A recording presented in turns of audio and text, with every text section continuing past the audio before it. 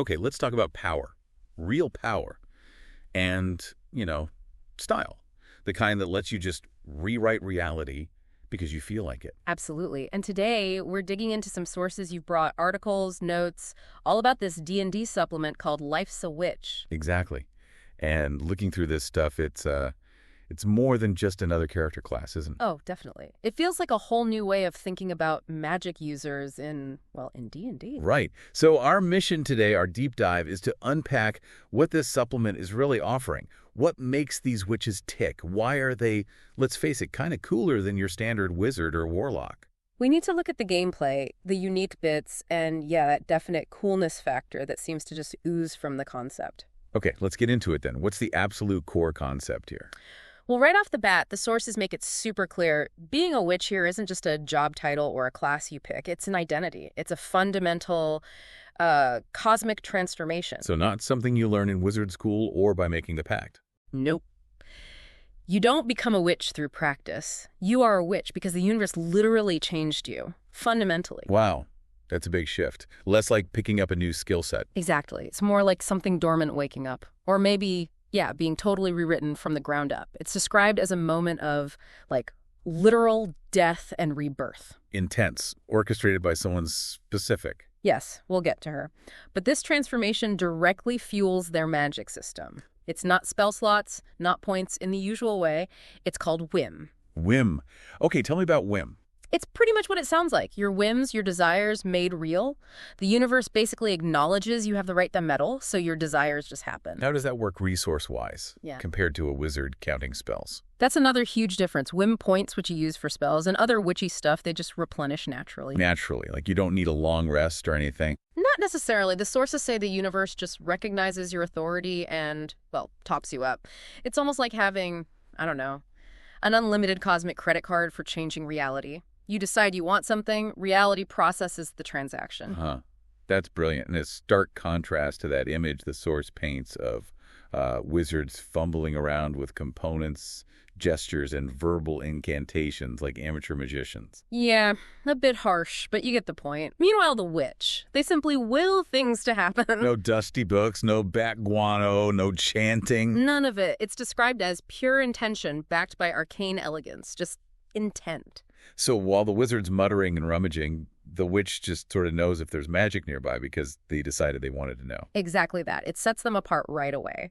The whole philosophy is kind of audacious. We know what we want, we have the power to get it, and reality politely rearranges itself to accommodate our preferences. Politely rearranges itself. I love that. That's a level of assumed authority you don't normally see. And that authority, that cosmic green light, it comes from a specific entity mentioned. Right, the Lady of the Crossroads, also called the Dark Lady, maybe a bit dramatically by mortals. Guardian of thresholds, transitions, all that liminal stuff.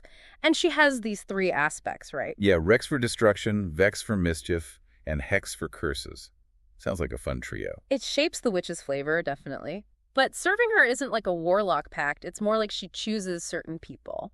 Who does she go for? The sources are pretty specific, not just anyone. She looks for rebels, free thinkers, those who naturally buck systems and refuse to accept limitations. So people who are already sort of pushing boundaries, potential troublemakers. Magnificent troublemakers, as the source puts it. It's about potential for disruption, not good versus evil alignment. So creating a witch character means you've already gone through this death rebirth thing. You've got the universe is okay to bend the rules. That's a heavy backstory baked right in. Must be great for role-playing, that tension between who you were and this cosmic being you are now. And the training isn't about memorizing spells. It's framed as intensive education in cosmic manipulation, personal style, and the subtle art of being superior while making it look effortless.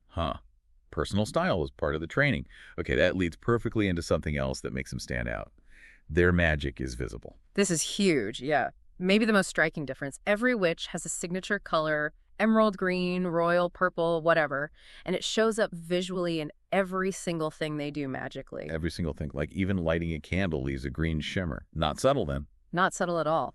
The source says the energy exchange is visible to everyone, not just magic nerds. If you polymorph someone, your signature color flares around them. Everyone knows exactly who did it. Whoa, okay, that's not just flavor text. That has real gameplay impact. It announces you, sure, maybe it looks cool, but stealth is out. Pretty much. Imagine trying to sneak around casting subtle spells. Every little magical nudge is like setting off a flare in your signature color. But flip side, you blast an enemy, your signature flashes, and they know they're dealing with a witch. It's a statement. So NPCs wouldn't just see a spellcaster. They'd see that witch with that color. Cue the awe, fear, maybe resentment. Exactly. The source says mortals see it as cheating somehow, as capricious and dangerous because it's power that doesn't follow the usual rules. Which, as the source dryly notes, is delightfully accurate. That visibility, that inherent power, it really fuels that coolness factor, doesn't it? They aren't hiding. They're forces of nature. And that comparison the source makes is so direct. It says, we are not academic wizards. We are not nature-worshipping Earth mothers. We are not Christian-influenced evil stereotypes. They're really defining themselves against those fantasy staples. Yeah, they call themselves sophisticated, powerful beings who happened upon arcane elegance and decided to use it with appropriate flair. It's all about their own rules, their own whims, and that joke about their remarkable restraint in not turning everyone into toads. Yeah. It speaks volumes. Its inherent power, just styled. Which circles back perfectly to the unique gameplay stuff, driven by whim. Right. And the spells. Right. I don't learn them, you remember them. How's that work when you level up? The idea is the transformation itself baked the knowledge into you. As you grow, the lady sort of reveals more of the magic that was always part of our true nature. Gaining spells feels like uncovering a truth, not hitting the books. That's a really cool narrative justification. Yeah. And the spells themselves are described as, was it, expressions of personality? Yeah. Whimsical, showy, and delightfully capricious. They're not just generic bolts of energy. Many are tied to signature traditions of famous witches. Casting Elon Wee's charm isn't just a spell, it's channeling her specific way of doing things, but through your own style. And the magic itself is weird, right? Both arcane and divine. Simultaneously. Which apparently really confuses other spellcasters who like their neat little boxes. Witches aren't drawing from those limited pools. They're using pure arcane elegance, tapping directly into reality's flexibility. And that visible casting. Yeah. You just lean into it. Absolutely. Why sneak when you can be so magnificently powerful that consequences become irrelevant? That's the attitude. Your signature isn't a bug, it's a feature, evidence of your authority. Which brings us to that amazing quote. You're not casting spells. You're editing reality. The universe is simply polite enough to accommodate your superior understanding of how things should work. Editing reality. Man, that says it all. Okay, let's hit some spell examples. Give us a taste. Okay, cantrips. Anubia's spite, not damage, but a minor, humiliating curse. Make someone smell awful, give them hiccups, that kind of thing. Or Tarl's moment, bonus action reroll a d20, just tweaking fate slightly. Even the small stuff sounds personal. A bit. Yeah. Sassy. Lower level spells. Well, you've got Toad, obviously, the classic. But also, makeover, permanently change how someone looks. Not an illusion, the real deal. Think of the possibilities. Right. Permanently. Then there's Tarl's Righteous Rewind. Yeah, that one's wild. Not just stopping a spell, but actually undoing a recent event. A failed save, damage you just took, poof, roll back time a few seconds. Wow, big power early on. Definitely. Then there's explode point at an object, make it go boom. And dance party. Force creatures to dance till they drop. Literally.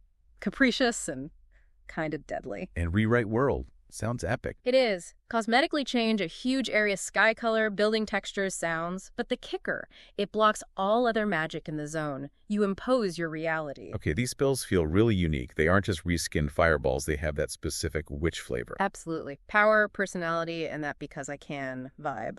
So beyond spells and whim, there are other unique bits, like inherent race traits. Yeah, not like standard D&D races. These come from being a witch.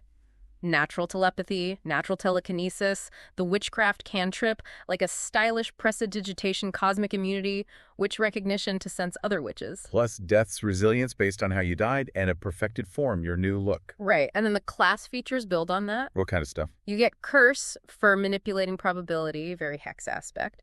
Bewitched, a flashy magic display. Witch lightning, unique damage, only magic heals it. Witch conjure for temporary stuff. Witch flight, because walking is dull. Of course. Magical resistance. Yep.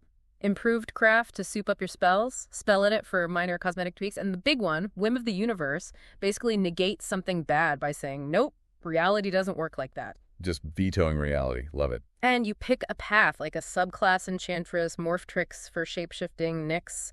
They guide your focus. And the feats look really tailored, too. For sure. Aspect alignment links you closer to Rex, Vex, or Hex. Cackle of Power turns your laugh into a weapon. Invisible Magic, if you really want to suppress that signature, though it feels a bit counterintuitive for them. Ah, hiding the flare. Sacrilege. Kinda. Also, Poppet Maker for voodoo doll style stuff, stylish for social magic, and Toter to get really good at turning people into toads. Naturally. And the backgrounds are tied to your past life and death. Yeah, which is cool. Okay. A beauty might have a memorable face feature from their past life. A busker gets street performer. The source even mentions a non-binary background, highlighting that the lady chooses based on potential, not just conventional boxes. That's great inclusion.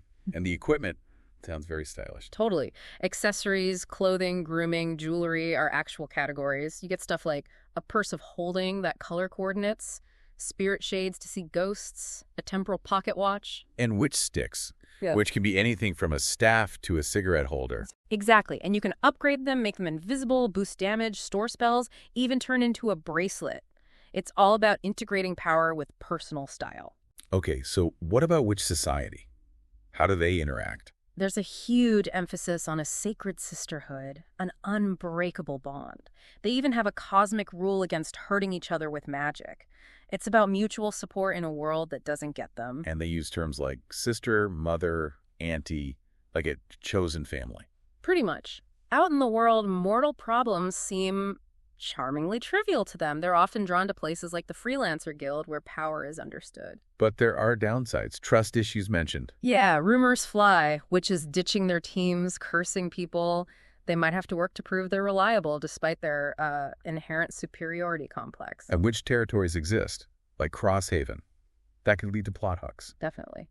Finally, the source gives some advice for GMs and players, especially about the dark side. How NPCs react, for instance. Right. It's not just caution like with a wizard. It's awe, fear, resentment, because the power seems unearned, arbitrary. The source suggests negotiation often works better with witch villains than fighting, because their motives are usually personal, whimsical, not grand evil plans. Makes sense. Understand the whim. And then there was that transformation horror warning. That sounds serious. It is. The power is amazing, but the transformation itself, it can leave scars. Psychological trauma, lost memories, even being conscious but trapped if you're transformed into, say, a teapot. Oof. Aware while being a teapot. That's nightmare fuel. It adds real weight, right? There are long-term things, too. Phantom limbs from your old body, weird dietary needs, memory gaps, identity crises, phobias tied to your death. So the cosmic power comes with very real, very personal baggage. It grounds it. Exactly. It's not consequence-free power. It's messy and human underneath the arcane elegance. Great for role-playing. Okay, so wrapping this up. Life's a Witch feels like it's offering this incredible package. Freedom, raw power, killer style, and the sheer nerve to edit reality. Yeah, it's way beyond just a new spell list. It's about embracing this transformed identity, wielding power with confidence and flair, and just operating on a different level than everyone else, not just casting spells, but being living art, imposing itself on the world. So here's a final thought for you listening. If you really had that power, that ability to just wield reality, to bend to your preferences was the very first thing you change, and thinking about those potential costs, that transformation horror, what would you actually give up for that kind of absolute visible control? Something to chew on maybe as you think about your own path to power.